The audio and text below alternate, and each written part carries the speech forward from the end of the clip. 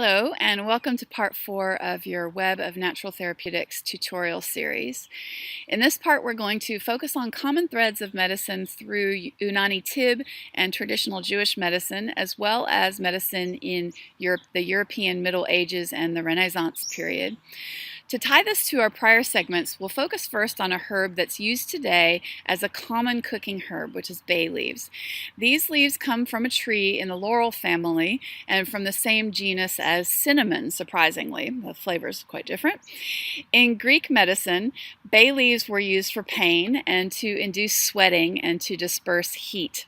And so when we look at their use in Unani Tib, which is Greco-Arabic medicine, we see that bay leaves are used primarily as an antiseptic and to help dispel gas from the intestines. So that's a bit of a different type of use that in that migration from ancient Greece into Arabic medicine. And then in traditional Jewish medicine, as bay leaves are mentioned in the Talmud as being anti-parasitic, used to dispel intestinal worms, which is a common use for bay leaves in Ayurvedic medicine as well. So we can see how all of these sort of weave together, and we're in sort of a similar part of the world, so there's no surprise that you would see that crossover. If we move over to Europe, bay leaves began being cultivated in Europe in the 1500s, so not native there. And in 1653, Nicholas Culpeper said of bay that it was a tree of the sun, and under the celestial sign Leo, and resisteth witchcraft very potently, and also all the evils old Saturn can do to the body of man, and they are not a few. Culpeper, like in Unani Tib, said that bay leaves and berries were good for infections and for dispelling intestinal gas, and he also said that it was useful for intestinal worms, which is common to what was said in the Talmud.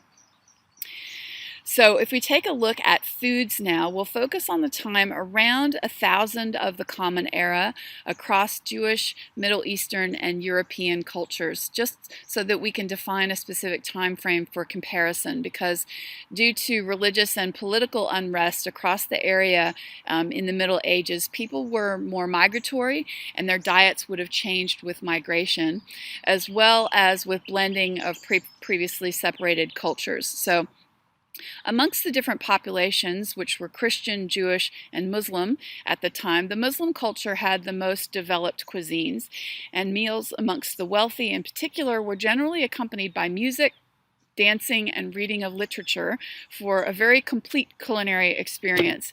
Most people in this time in Jewish culture near Jerusalem subsisted on bread, groats, and legumes, along with various fruits like apples, oranges, and raisins, as well as honey and cheese. So you can see some of the commonalities as we've come through time, and some things that get repeated over and over again. The Jewish diet was restricted stringently by their religious dictates against certain foods, and other foods were to only be eaten if they were prepared properly. Muslim cuisine was more focused on sheep and milk, as well as the use of many and varied flavorful spices, although Islam also had its dictates as to how certain foods should be prepared and what foods should not be eaten. In all of these cultures, what a person ate on a daily basis was very dependent on how wealthy they were. In Europe, those who could afford it often had dried, salted, or smoked meats or fish, which we talked about in the last part, but the mainstay of the diet for the less well-off was mostly barley made into porridge or bread. When fruits and vegetables were available, they were eaten both raw and cooked during this time. And cooked fruits, stewed fruits like apples, were particularly a focus of the diet. Turning to hands-on therapies during this time, massage in the Middle East dates back to at least the time of Babylon, and it's included in Unani Tib, and it's called dalak. And there are many different forms of dalak, similar to the fact that there's many different forms of massage in Ayurveda. So the forms of Dalak were described by Avicenna in his Canon of Medicine, and Dalak is used for many purposes in Unani Tib, including mobilizing and removing toxins from the body, so that's similar to Ayurveda, for musculoskeletal and neurological disorders, to improve circulation and reduce the body's fat stores and to firm the body. And it can be done with or without oils or lotions.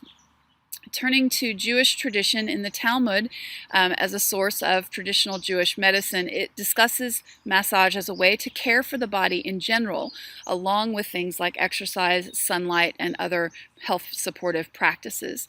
The focus of the Talmud is mostly on how to prevent illness, and so that's probably one of the reasons why massage has that emphasis in the Talmud. In Europe in the 1500s, Ambrose Paré, who was the French surgeon that we mentioned in lecture, was amongst the first physicians to recommend massage to surgical patients, and he classified different types of massage movements that could be used, particularly in orthopedic surgical cases, so cases where there was actually surgery on the bones and muscles. But massage in European medicine didn't really catch on until the 18th century, and so we will hold on that and talk about that more in part 5. So that is the end of part 4. I will see you in our next part, and thank you for joining.